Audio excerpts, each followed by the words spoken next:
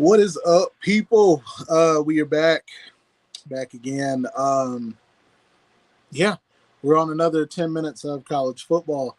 Uh, Wanted to bring up the rule. I guess you can call it a rule. It hasn't fully been out yet, but it's been proposed. We've seen it. We know as of now, college football is trying to regulate eligibility. We saw that a 5 year, what seems to be 5 year, they're doing an age restriction, which seems that it would let players have about 5 years to play football. And I get it. You know, you got the transfer rule. I think you have to look out for JUCO players too. If a player is in junior college and they redshirt a year in junior college, even if they've been in junior college 2 years, their eligibility for a 4 year school is not affected by the 2 years they spend in junior or JUCO, let alone if they have a redshirt year, that's 3 years. But and I know they'll have a little twist off, a little spin off on that, on how they'll deal with it. But I love the idea of regulating it, right? The eligibility part. The other part too that I know that Kirby Smart and a lot of coaches have already put it out there. They want a one-time transfer and then a free transfer, but then a free transfer after graduating, which I think is a good idea too. If you transfer before graduating or, after your free time transfer, then it's just a 1 year sit out like it was in the past. I think it will slow things down a bit, just like eliminating the second transfer. What's up, Daniel? Happy Saturday to you too, buddy. Love your TikTok content, big dog. But I think it's great. College football is slowly slowing down. You eliminated the second transfer portal window, and like you heard coaches talk about, now after the spring, you don't have to go through the spring game thinking like, your school spring game thinking, all right, who are we going to lose? Who's going to get looked at and who's going to get offered to leave and do that, blah, blah, blah. You don't have to worry about that anymore. That's done. And then I don't know if you guys have heard about a ghost transfer. It's where a few players have unenrolled out of their college and then randomly a few days later enroll in said college because they're offered something under the table. I mean, I get it. I completely get it. But I think slowing down college football is going to be for the best. And so you got the second transfer portal window eliminated. Boom, it's good. Next thing is going to be the eligibility deal. And then if you end up allowing guys, a transfer rule, I think that's beautiful. Now, this is something I did hear Kirby say, and if you end up listening to this, I want your opinion. He thinks there should be bonuses for guys graduating from that school, or from, just graduating college. But then also, how did he put it? I guess he didn't say this. This is something I saw. Having guys save their money, like they get paid a percentage of what they're getting paid. Technically, example, if you're supposed to get paid $1 million, give them 10% up front, and then when they graduate, they get all their money. So if they get $1 million that year, give them 10% of that. Give them $100,000, and then the next year, let's say you're going to pay them another $1 million, or maybe that goes up or it goes down, whatever. You give them 10%, so they're getting money. But then when they graduate, they get all their money, and it's not to hold anybody back. It's not anything like that. It's a way to protect these kids that are in college. I mean, I hate to say it, but I think a lot of us, I hate to say that, there's a lot of us that when we were in college did not make the best decisions. And now, you give those guys a lot of money, and we see what has happened. We've seen a few cases where guys having money has hurt them. We've seen cases where guys are leaving schools to chase a dollar and not development.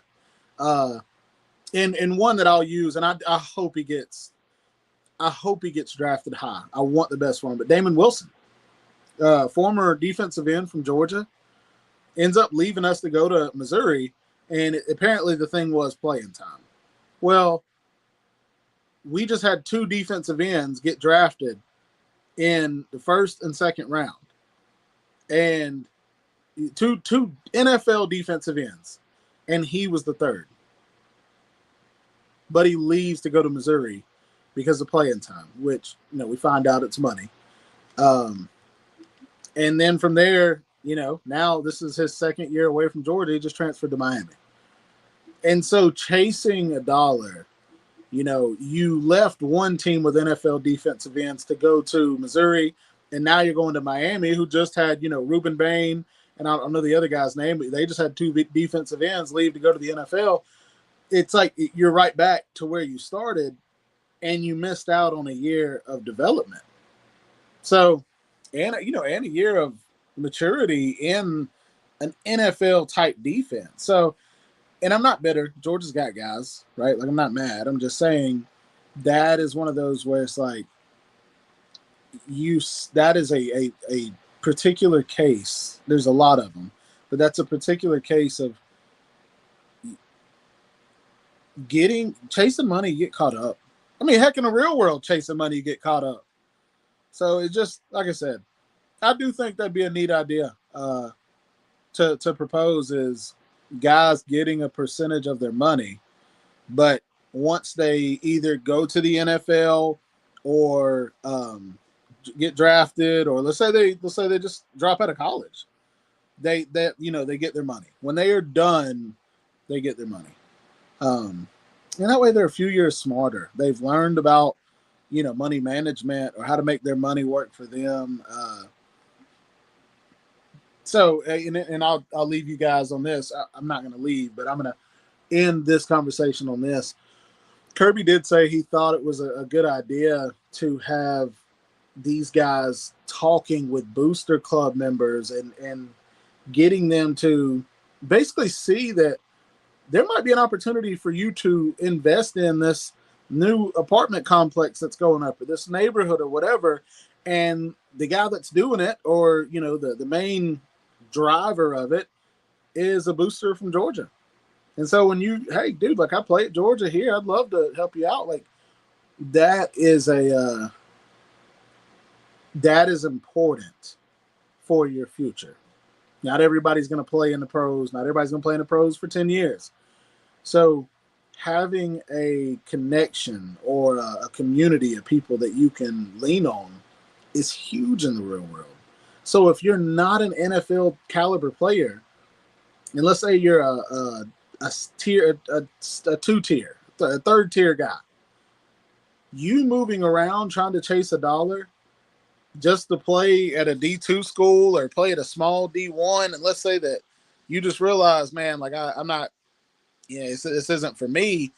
Staying at a school, not saying you shouldn't leave for opportunity, not saying that at all, but staying at a school and developing connections could help your future out way more than bouncing around for a few $1,000s. But it's hard to say, at the end of the day, it's not us making those decisions. It's not us that are being put in a place to make those decisions. So I'll never degrade somebody. Now, when Miami, if there's a chance for me to dog Miami, you might hear me degrade some Miami fans or the Miami fan base, the culture there. But no, I don't hate these kids for making different decisions. Last note,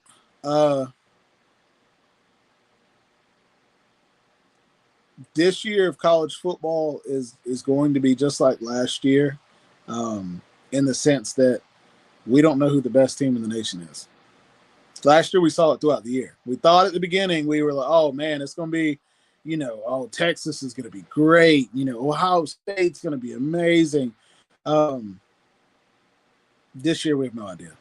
We want to say Texas because of the dollar. We know that they have a very expensive roster. but it's wild because we were wrong last year. So then it's like you don't know how to go about it except just enjoy it. I think as a Georgia fan, that's going to be the most exciting part for me is, man, I got no idea. No idea at all. And that's fun. I know we're going to be good, though. I don't know how good, but I know we're going to be good. I know our defense is going to be one of the best in the nation. I don't know how good, though. Number 1, number 2, number 3. But I know they're going to be one of the best. So, anyways, 10 minutes is up. We'll have to do this again. See you guys tomorrow night. Peace.